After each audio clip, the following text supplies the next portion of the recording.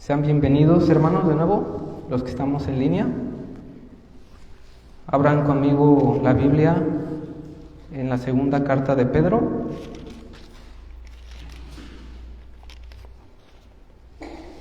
Y como ya lo había mencionado nuestro hermano José hace 8 días, el nombre Pedro en el griego significa Petra, traducido al español es piedra. Recordando también que él tenía 2 nombres, Simón. En comparación a Pedro, Simón significa arena o arena movediza. Y acuérdense que los judíos le ponían nombre, no como nosotros cuando nacían, sino que tenían un tiempo de espera y en algo que el bebé se caracterizara, en eso le ponían su nombre. Jesús, ¿qué significa? Salvador, pues porque iba a salvar a la humanidad del pecado. ¿Están las diapositivas? ¿Sí? ¿Se pudo? ¿No hay cañón? Ahí está. Para que puedan ver todos también. ¿Y qué tenemos del autor Pedro? Nació a finales del siglo I antes de Cristo. Esto quiere decir que era un poco mayor que el Señor. No sabemos cuántos años, pero lo que sí sabemos es que nació a finales del siglo I antes de Cristo. Era de una ciudad que se llamaba Betsaida, que significa casa de Dios. Geográficamente, la ciudad de Betsaida se encuentra al norte de Israel. Ubica en el mar de Galilea. Bueno, este lugar es donde asistían los discípulos a pescar. ¿Qué más tenemos? Que trabajaba como pescador junto a su hermano. Su hermano se llamaba Andrés y era un discípulo también del Señor. Su padre se llamaba Jonás. Y en Lucas 5 tenemos el llamamiento de Pedro. ¿Alguien recuerda el llamamiento de Pedro? Fue con una pesca milagrosa, así lo titula la Reina Valera, ¿no? ¿Se acuerdan cómo fue? No habían pescado nada, ¿no? Mas cuando llega el Señor, les dice, echa tus redes hacia allá. Y esa fue una pesca milagrosa porque no habían pescado nada, pero como el Señor lo dijo, ya no podían sacar los peces, tanto que tuvo que llamarle a otras personas para que le ayudaran a sacar esos peces. Y desde ahí es como Jesús le dice la frase, que tú ya no serás más pescador, ahora serás pescador de hombres. ¿Qué más tenemos? Tenemos la confesión, que es muy famosa. La encontramos en Mateo 16, 13-20. La mayoría lo recuerdan cuando Pedro dice, tú eres el Hijo, el Cristo, el Hijo de Dios. Muchos sabemos ya lo que es lo que significa el Cristo, ¿verdad? Significa que es el sacerdote, sumo sacerdote, Él es el Rey y Él es el profeta que había de venir. Y Hijo de Dios, un modismo de filiación que resalta la divinidad de Jesús. También tenemos que fue testigo de la transfiguración. ¿Recuerdan también la transfiguración cómo fue? Había nada más 3 apóstoles y uno de ellos fue Pedro. Y él en su segunda carta, ahorita lo vamos a ver, él relata también cómo es testigo presencial de la transfiguración. Es algo asombroso porque no habían visto algo así estos apóstoles. También tenemos que fue testigo de la resurrección. Cuando Jesús muere, resucita al tercer día y se aparece a sus discípulos, come con ellos, les da comisión. A Pedro le da una comisión en el capítulo final de Juan. ¿Recuerdan cómo es la charla? Pedro, ¿me amas? Sí, Señor, te amo. Y así 3 veces, hasta que le dice: apacienta mis ovejas. Y le da a entender con la muerte con la que había de morir. Tenemos también en el libro en la carta de los Gálatas, que el apóstol Pablo lo menciona como columna de la iglesia de Jerusalén. O sea, él era pastor de ahí de la iglesia, junto con otros 2 que fueron igual los que presenciaron la transfiguración. Por último, tenemos que murió aproximadamente en el 67 o 68 después de Cristo, un poco antes del 70. ¿Recuerdan qué pasó en el 70? Fue la destrucción de Jerusalén con el emperador Tito. Bueno, esto es sobre el autor, a grandes rasgos. Yo puse más cosas, pero para no hacer tan, pues, ¿cómo se podría decir? La prédica. Pero si queremos encontrar información del autor de Pedro, ¿a qué libros iríamos o qué cartas? Principalmente a los 4 evangelios, de ahí al libro de los Hechos, donde se menciona la vida después de que Jesús resucita, cómo es la iglesia en sus principios, y la carta a los Gálatas. También encontramos información de Pedro. Seguimos entonces con la fecha.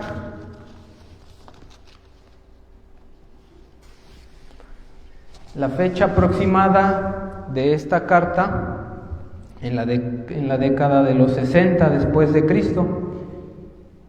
Pudo haber sido también del 66 al 67, un poco antes de su muerte. Marco histórico.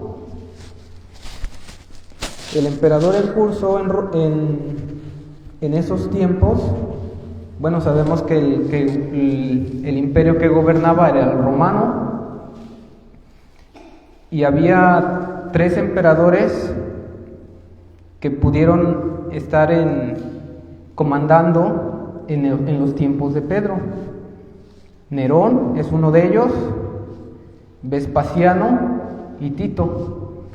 ¿Por qué menciono a Vespasiano y a Tito? Porque la fecha fue aproximada del 66 al 67 y en el 70 fue la destrucción de Jerusalén.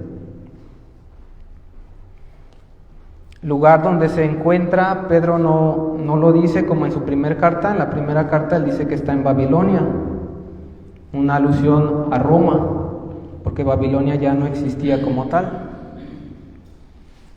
En esta carta no dice en dónde se encuentra, pero se cree que pudo haber estado en prisión en la ciudad de Roma.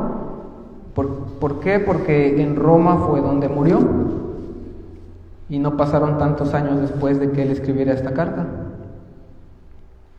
También lo que tenemos es que apareció un grupo famoso. Bueno, 2 grupos, uno que creía que Jesús era Dios, pero que no era humano.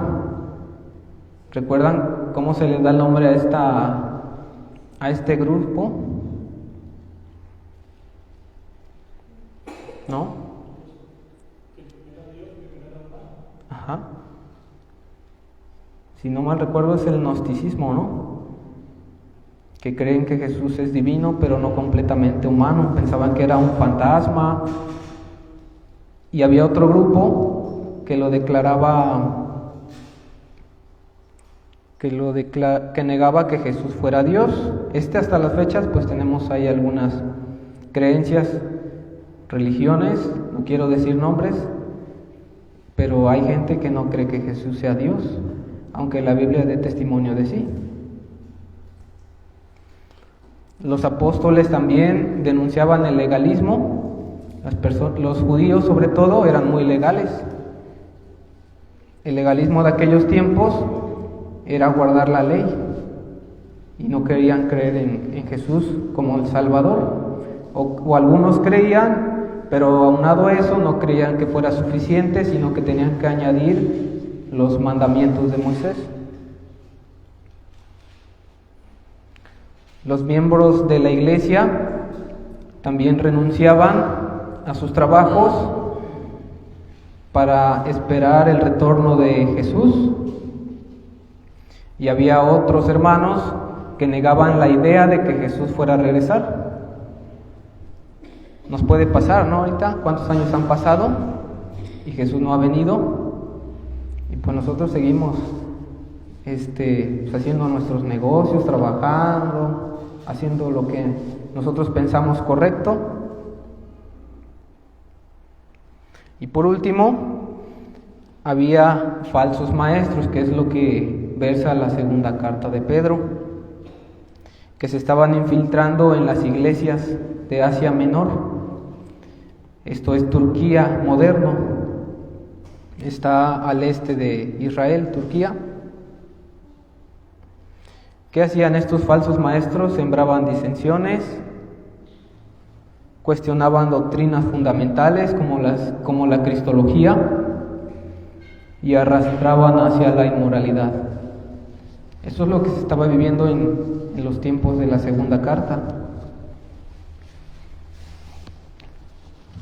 Lo que tenemos después son los destinatarios, o para quién va dirigida esta carta. Lo encontramos en el verso 1, capítulo 1. Simón Pedro, siervo y apóstol de Jesucristo, a los que habéis alcanzado por la justicia de nuestro Dios y Salvador Jesucristo, una fe igualmente preciosa que la nuestra. ¿Hacia quién va dirigido? En pocas palabras, todos los que tienen fe en Jesús. Digamos que esta carta va dirigida hacia nosotros, pues en cierto modo sí, porque nosotros creemos en Jesús. Género literario de esta carta, pues una carta, hasta aquí lo dice, segunda epístola. ¿Cómo sabemos que es carta? Por los elementos de saludo, de doctrina, de exhortación y despedida. El tema que encontramos en la segunda carta de Pedro es los falsos maestros. Es lo que más tiene peso en esta carta. De hecho, todo el capítulo 2 se la pasa hablando de los falsos maestros, y también de restos del capítulo 3 habla de los falsos profetas y falsos maestros. Propósito. Vamos a leer el capítulo 3. Hay cartas y hay documentos que podemos encontrar el propósito a simple vista como y hay otros donde tenemos que analizar y leer varias veces para encontrar el propósito. ¿Recuerdan cuál es el propósito de Juan? Hizo además Jesús muchas otras señales, las cuales no están escritas en este libro. Bueno, en segunda de Pedro están 3:1 al 2.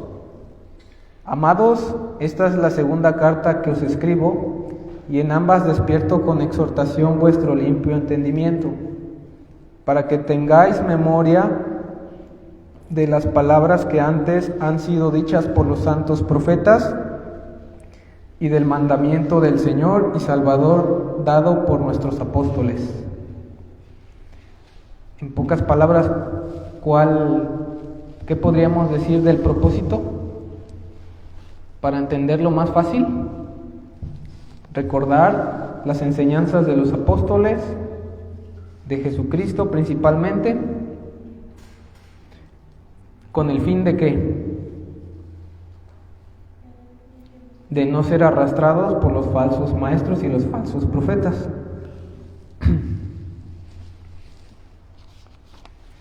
Vamos a pasar a la estructura de Pedro.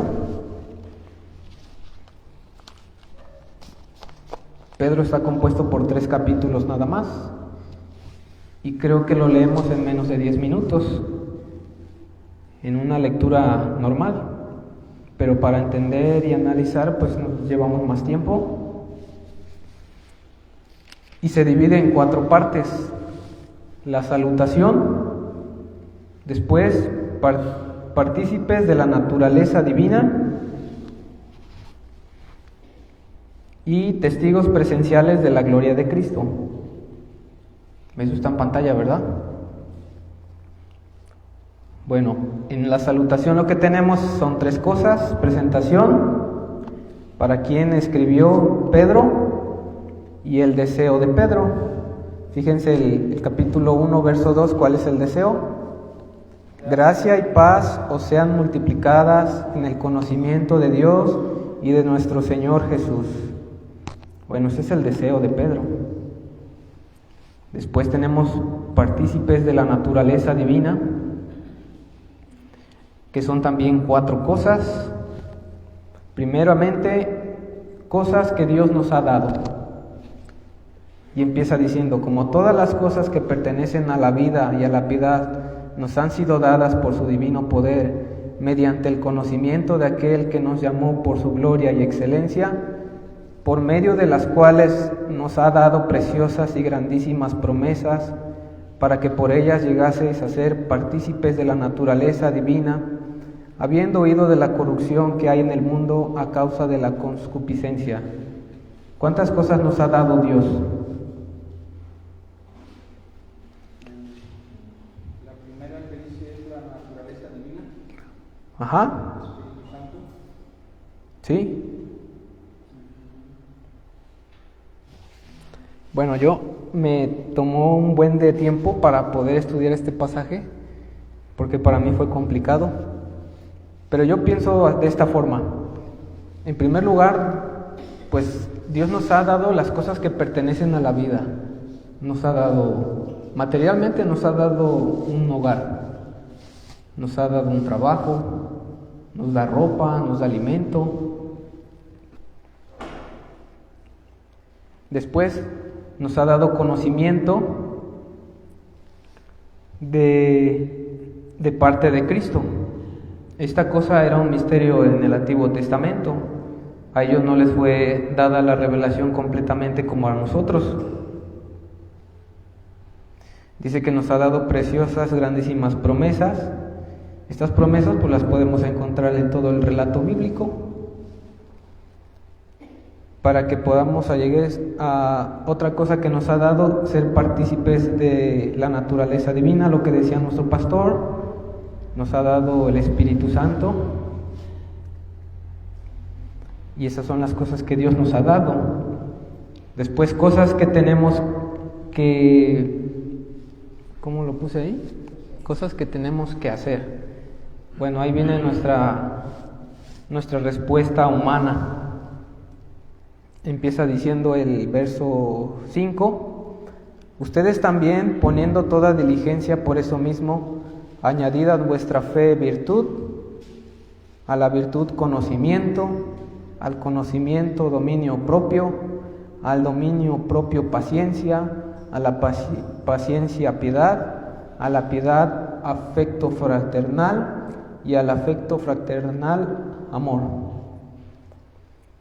Aquí nos vamos a salir un poco del estudio y quiero que pienses en cuál de estas cosas que están enlistadas es con la que tú batallas. No tienes que contestarme, ¿verdad? En mi situación personal yo pienso que el dominio propio me cuesta, y un poco la fe. Creo que esas son mi talón de Aquiles. Después sigue diciendo, acá en la estructura, la recompensa y fruto de estas cosas. O sea, todo lo que nosotros estamos haciendo en este mundo, si vamos a cosechar algo al final. Lo vemos en en el capítulo 1 del 10 al 11. Por lo cual, hermanos, tanto más procurad hacer firme vuestra vocación y elección, porque haciendo estas cosas no caeréis jamás. Bueno, en primer lugar, no vamos a caer jamás, ¿no? Porque de esta manera os será otorgada amplia y generosa entrada en el reino eterno de nuestro Señor y Salvador Jesucristo. En pocas palabras, vamos a tener un acceso al reino de Dios fácil. Y hasta ahí. Después lo que tenemos en... ¿Sí lo puse? No, eso no lo puse. Pero bueno, del 12 al 15, Pedro lo que dice es que de algún modo Jesucristo ya le había revelado que su tiempo ya estaba cerca. Dice, pues tengo por justo en tanto que, en el 13, pues tengo por justo en tanto que estoy en este cuerpo, el despertaros con amonestación, sabiendo que en breve debo abandonar el cuerpo, como nuestro Señor Jesucristo me ha declarado. Ahí lo tenemos. El apóstol Pedro ya sabía que su tiempo ya se había llegado, ¿verdad? Y después tenemos la tercera sección, testigos presenciales de la gloria de Cristo, que del verso 16 al 18 relata cómo fue la experiencia de Pedro, y aquí usa partes humanas para que la gente dé por hecho de que él estuvo ahí presente. Por ejemplo, el oír, el ver, que ya sabemos que pues si él lo vio, pues usaba sus ojos, ¿no? Si él escuchó, usaba sus oídos, pero eso lo dice Pedro. Dice, porque no hemos dado a conocer el poder y la venida del 16 de nuestro Señor Jesucristo siguiendo fábulas artificiosas, sino como habiendo visto con vuestros propios ojos su majestad. Después, pues cuando él recibió de Dios Padre honra y gloria, le fue enviada desde la magnífica gloria una voz que decía, este es mi Hijo amado en el cual tengo complacencia.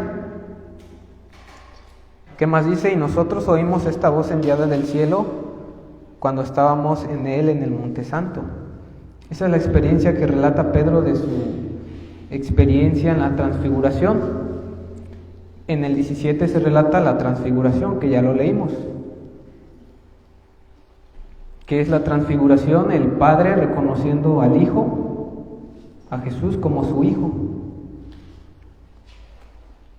Después, siguiendo, por tercer lugar, en testigos presenciales de la gloria de Cristo, tenemos también, yo lo puse como bibliología, que eso ya lo vamos a ver al final, pero la bibliología es la doctrina acerca de la Escritura. Y aquí en estos pasajes se le da la importancia a la Escritura. A pesar de lo que Pedro había visto, oído, dice el 19, tenemos también la palabra profética más segura, a la cual hacéis bien en estar atentos como a una antorcha que alumbra en lugar oscuro hasta que el día esclarezca y el lucero de la mañana salga en vuestros corazones. Esto ayuda también a nosotros, hermanos, porque pues algunos hemos visto cosas, hemos tenido sueños, pues no sé si alguien haya tenido una visión por ahí, ¿verdad? Pero que eso, pues no podemos negar que no sea verdad o que sea mentira, solamente ustedes pueden deducirlo, pero lo que dice la Escritura es que pues debemos estar atentos a lo que dice la Escritura. Sigue diciendo, entendiendo primero esto, que ninguna profecía de la Escritura es de interpretación privada, o sea que la interpretación no la dio a uno nada más, y no es para que nadie la entienda a su manera. Sigue diciendo, porque nunca la profecía fue traída por voluntad humana, sino que los santos hombres de Dios hablaron siendo inspirados por el Espíritu Santo. Esto es para refutar a los que dicen, bueno, y la Biblia pues la escribió quién, cuántas personas o quién la escribió, ¿no? Continuando a la siguiente diapositiva, seguimos la estructura. No lo pude poner en el mismo porque la letra se hacía muy chiquita. Pero en cuarto lugar tenemos lo de los falsos profetas y falsos maestros, que para esto Pedro dedica todo el capítulo 2 y restos del 3. Lo que podemos ver en primer lugar es cómo es el operar de estos. Vamos a leer un poco en el 2, 1 al 3. Pero hubo también falsos profetas entre el pueblo, o sea que esto no es algo nuevo. Ya antes, en el Antiguo Testamento, hubo falsos profetas, ¿verdad? Y si seguimos leyendo nos va a dar ejemplos. Como habrá entre vosotros falsos maestros que introducirán encubiertamente herejías destructoras y aún negarán al Señor que los rescató. Fíjense, ya para negar al Señor, pues ya por ahí la cosa está mal. Por causa de los cuales el camino de la verdad será blasfemado, y por avaricia harán mercadería de vosotros con palabras fingidas. Se ha escuchado y se ha visto mucho ahorita lo de las iglesias, ¿verdad? Que ya es un negocio. Que si quieres que tus pecados pues sean perdonados, tienes que donar esto. El Señor me reveló que me tienes que dar un auto o que tienes que diezmar tanto. Sobre los tales ya de largo tiempo la condenación no se tarda y su perdición no se duerme. O sea que sí va a haber un juicio para estas personas, para que le piensen dos veces. Y es lo que tenemos en el punto número 2, juicio de estos y ejemplos. Empieza hablando del 4 al 9, porque si Dios no perdonó a los ángeles que pecaron, sino que arrojándolos al infierno los entregó a prisiones de oscuridad para ser reservados al juicio. Estos son los ejemplos que nos está dando desde antes para que veamos que Dios no pasa por alto estas personas. Y si no perdonó al mundo antiguo, sino que guardó a Noé, pregonero de justicia, con otras 7 personas, trayendo el diluvio sobre el mundo de los impíos, y si no condenó por destrucción a las ciudades de Sodoma y de Gomorra. No, me equivoqué, ¿verdad? Dije, y si no. Y si condenó por destrucción a las ciudades de Sodoma y de Gomorra, reduciéndolas a cenizas y poniéndolas de ejemplo a los que habían de vivir impíamente. Esto es el juicio y ejemplos del juicio de los falsos profetas. Por último tenemos el ser de estos. ¿Qué me refiero con el ser? ¿Cómo son estas personas? ¿Qué acciones hacen estas personas? Del 10 al 22 leemos, capítulo 2, 10 al 22. Y mayormente aquellos que siguiendo la carne andan en concupiscencias e inmundicia y desprecian el señorío, atrevidos, contumaces, no temen decir mal de las potestades superiores, mientras que los ángeles que son mayores en fuerza y en potencia no pronuncian juicio de maldición contra ellos delante del Señor. Cuando leemos esto, ¿qué se nos viene a la mente, hermanos? Una palabra, liberación, ¿no? También está mucho de moda eso, ¿no? Que pues vamos a expulsar al demonio, hermano. Véngase conmigo y vamos. Y más que nada, pues, ¿qué dice la Escritura ahorita? Segunda de Pedro. Que ni los ángeles que son, pues, mayores a nosotros, no se atreven a decir maldición o condenación. Seguimos leyendo. Mientras que 12, pero estos, hablando mal de cosas que no entienden, ¿cómo los compara?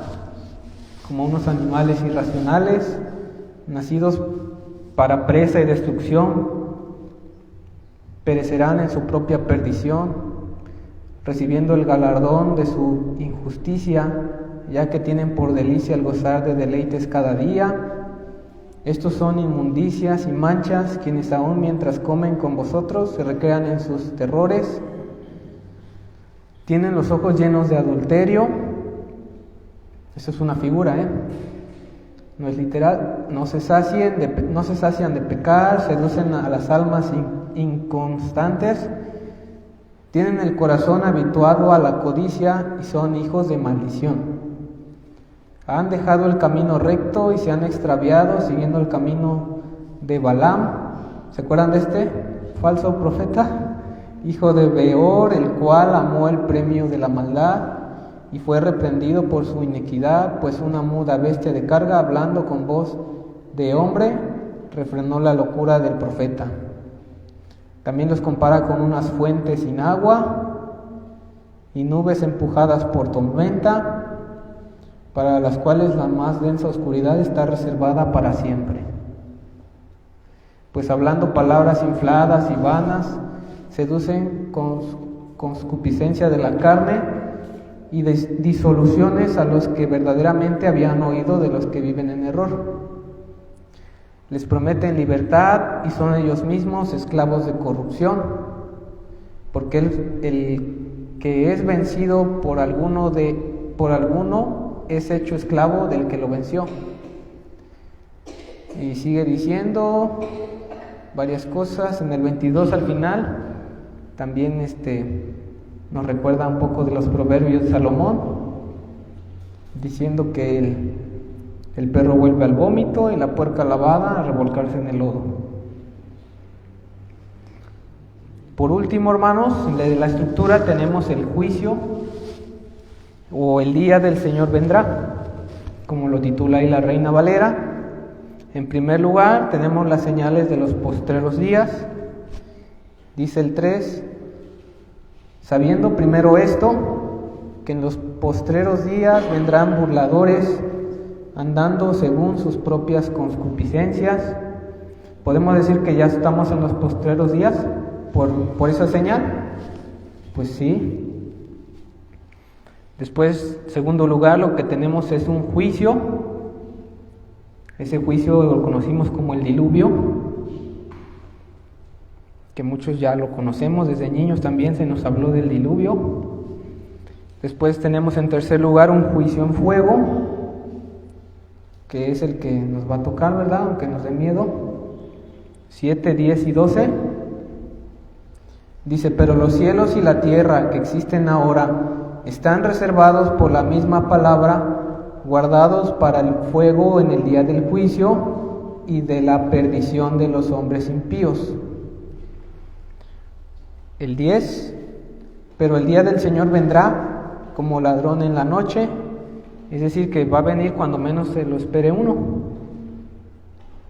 en el cual los cielos pasarán con gran estruendo y los elementos ardiendo serán deshechos, y la tierra y las obras que en ella hay serán quemadas.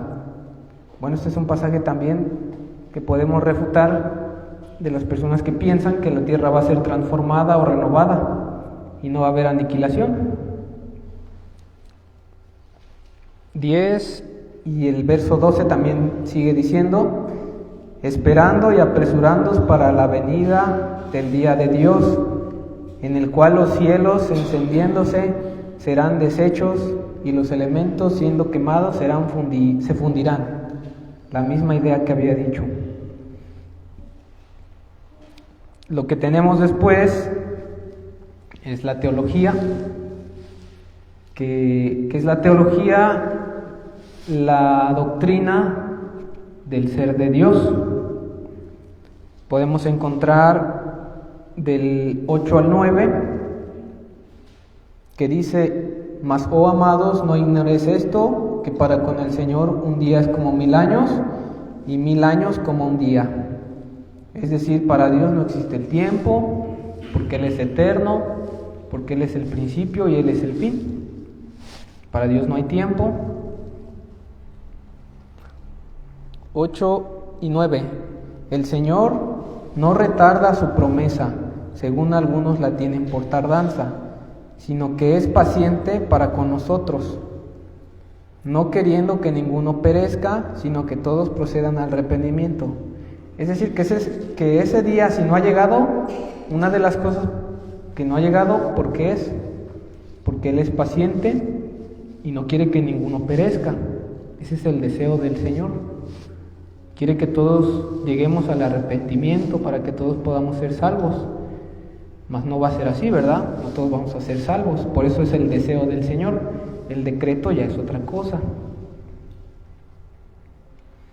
Y por último, lo que tenemos, punto número 5, es nuestro carácter ante el día del Señor. ¿Cómo debemos de ser nosotros como cristianos, sabiendo que este día se está aproximando cada día más y más? Verso 11 dice del 3, puesto que todas estas cosas han de ser deshechas, ¿cómo no debéis vosotros andar en santa y piadosa manera de vivir? Primero en santa, segundo lugar piadosamente.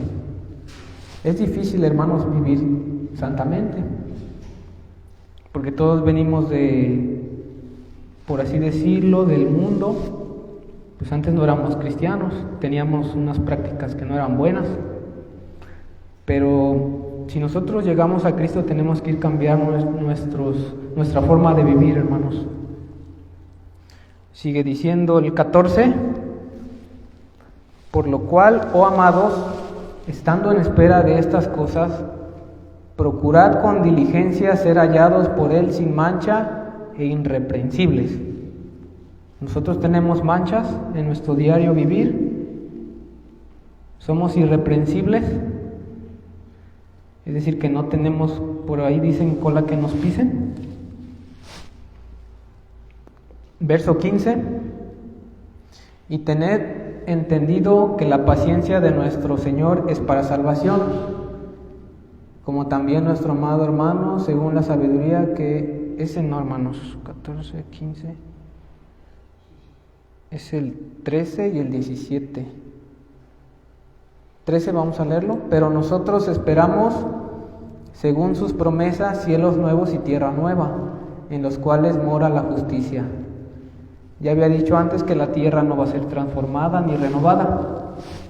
Ahí dice cielos nuevos y tierra nueva. ¿Ustedes qué ven? Es lo mismo, ¿verdad? Y por último el 17. Así que ustedes, oh amados, sabiéndolo de antemano, guárdense, no sea que arrastrados por el error de los inicuos, caigáis de vuestra firmeza. Esa es una advertencia en contra de tener una doctrina errónea, de seguir las corrientes también de esas doctrinas. Vamos por último a los temas teológicos, que lo que ya vimos fue teología y bibliología. Yo creo que eso ya no lo vamos a repetir, ¿verdad? Lo que encontré de soteriología, que es la doctrina de la salvación, lo encontramos en el 1.11, que dice, porque de esta manera os será otorgada amplia y generosa entrada en el reino eterno de nuestro Señor y Salvador Jesucristo. Lo que estoy diciendo, lo que está diciendo Pedro aquí es que si ya creemos en Jesús, eso nos basta para ser salvos. Pero a nuestra forma de vivir, Él da el listado que leímos hace rato, que haciendo estas cosas dijo que no íbamos a estar sin fruto, ni sin ¿qué?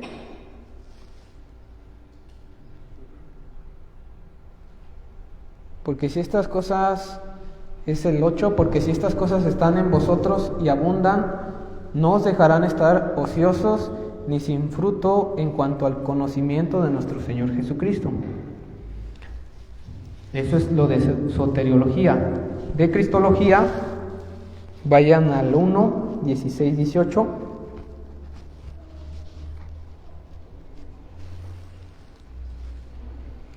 La cristología, pues, es la doctrina de Cristo. ¿Qué tenemos acerca de Cristo? Porque no os hemos dado a conocer el poder y la venida de nuestro Señor Jesucristo siguiendo fábulas artificiosas, sino como habiendo visto con vuestros propios ojos su majestad. Pues cuando él recibió de Dios Padre honra y gloria, le fue enviada desde la magnífica gloria una voz que decía: este es mi Hijo amado, en el cual tengo complacencia. ¿Qué está resaltando la transfiguración? ¿La humanidad o la divinidad de Cristo? Su divinidad. Es decir, que Jesús ¿es Dios o no es Dios? Pues sí, ahí lo dice. Bibliología ya lo vimos. Angelología. Vayan al capítulo 2, 4:11.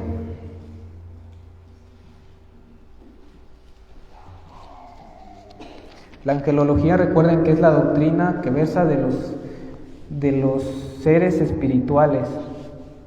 ¿Qué es un ángel? Un espíritu ministrador. Porque si Dios no perdonó a los ángeles que pecaron, sino que arrojándolos al infierno los entregó a prisiones de oscuridad para ser reservados al juicio. ¿Qué aprendemos de angelología por este verso?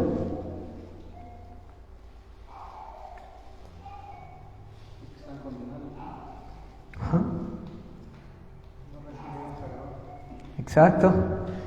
Bueno, que si los ángeles que son superiores a nosotros pecaron también, ¿hubo un arrepentimiento o una segunda oportunidad para ellos? Pues no.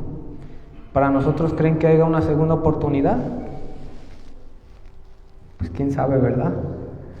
Puede que sí, puede que no. Pablo dice: algunos duermen porque son difíciles.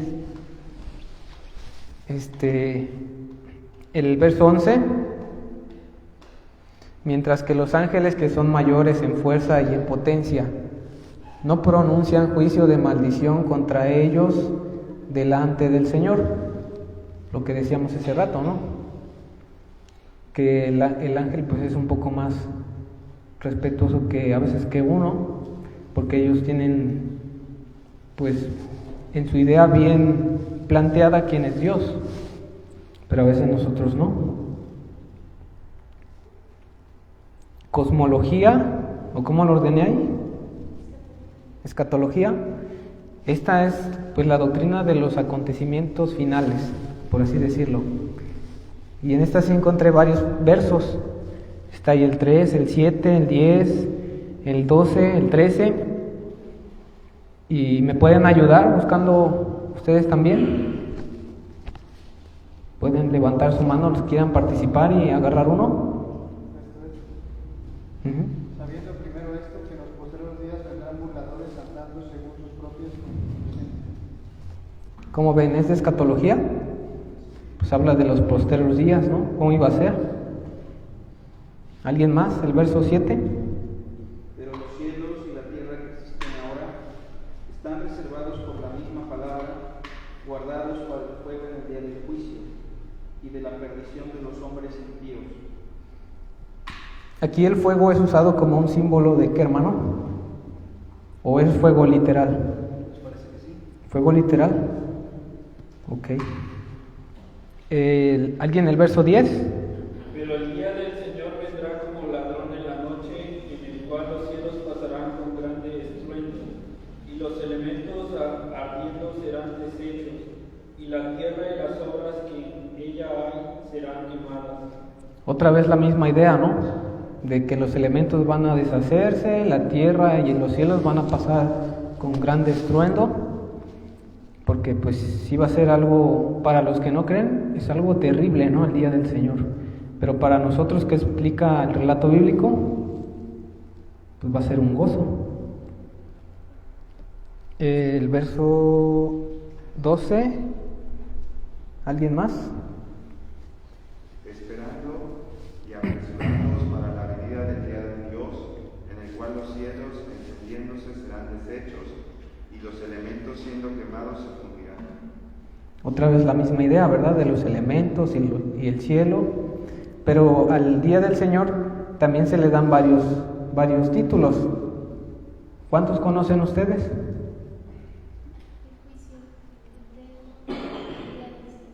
Ajá. El lloro y el crujir, ¿no? También. La parusia.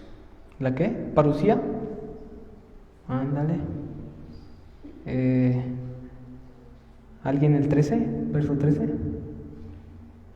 Pero nosotros esperamos, según sus promesas, cielos nuevos y tierra nueva, en los cuales mora la justicia. ¿Es verdad que nosotros esperamos eso? ¿O alguien espera otra cosa?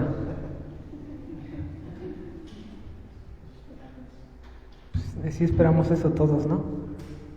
Una nueva creación, por así decirlo. Y terminamos con cosmología, que es la doctrina del... ¿Esta cómo es, hermano? Ya no me acuerdo. Cosmología de la creación. 3:5. Dice: estos ignoran voluntariamente que en el tiempo antiguo, hablando de los falsos, fueron hechos por la palabra de Dios los cielos y también la tierra, que proviene del agua y por el agua subsisten. Bueno, si hay una personita por ahí que diga, bueno, ¿y cómo es que fue creado el cielo, la tierra, todo eso? Lo llevamos a Génesis, pues también si lo queremos llevar a Pedro, a este pasaje, ¿qué dice? Que por la palabra de Dios, ¿no? Aunque sí hay otros pasajes que dan más explicación. Pero en cuanto a cosmología, pues es lo que yo pude percibir, hermanos.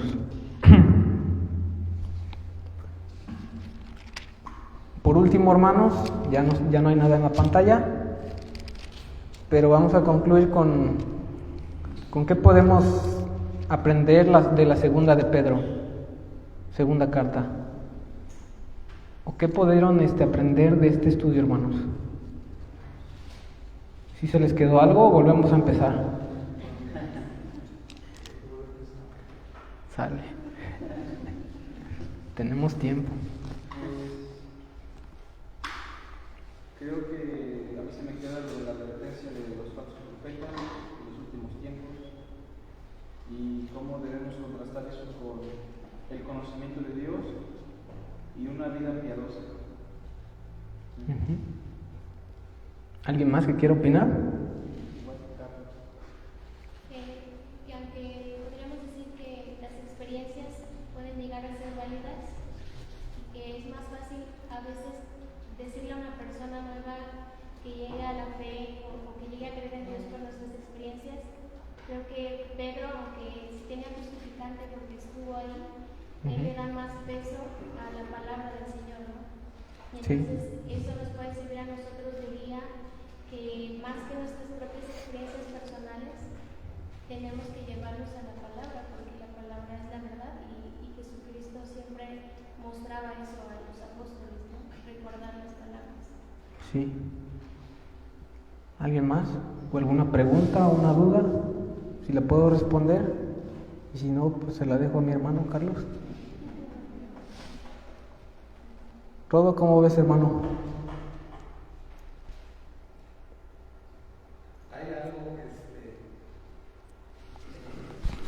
estaba estudiando la carta. La gente hace alusión de los elementos ardientes cayendo sobre la tierra, sobre el mundo. Todo hace pensar que se refiere a una destrucción nuclear.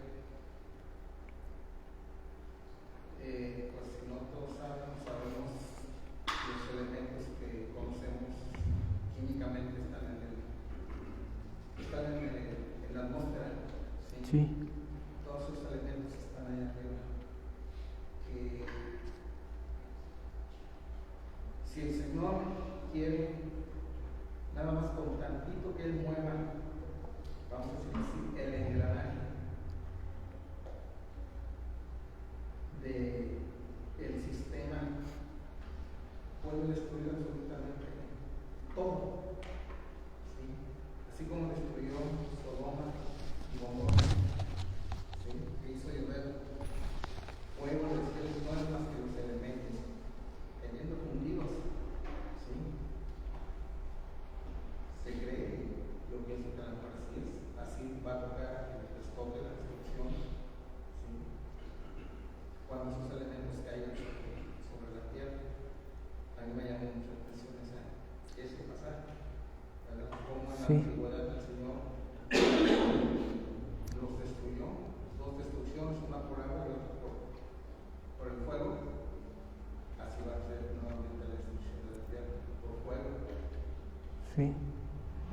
ser completamente destruida.